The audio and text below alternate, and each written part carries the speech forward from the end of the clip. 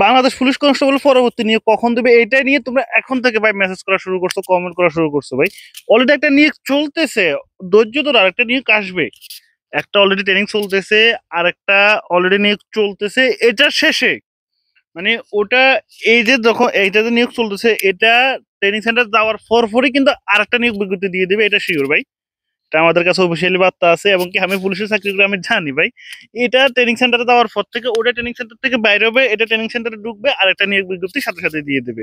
এটা 100% শিওর থাকা। তোমরা যারা শারীরিকভাবে আনফিট আছো তারা অবশ্যই তোমরা শারীরিকভাবে প্রস্তুতি নাও, 1600 মিটারের প্রস্তুতি নাও, অন্যান্য আদার্স যেগুলো আছে সবগুলোর প্রস্তুতি নাও ভাই। হ্যাঁ, আর আরেকটা কথা বলে রাখি, আমাদের চ্যানেলটা অবশ্যই সাবস্ক্রাইব করে রাখবে, কারণ আমাদের চ্যানেলে সবসময় রিয়েল কথা বলা হয়, রিয়েল সার্কুলার দেওয়া হয়, এবং কি সবচেয়ে ইনফরমেশন এবং কি সবচেয়ে বেস্ট কোয়ালিটির সবকিছু আমাদের এই পেজে পাবে, মানে হচ্ছে কি আমাদের ইউটিউব চ্যানেলে পাবে।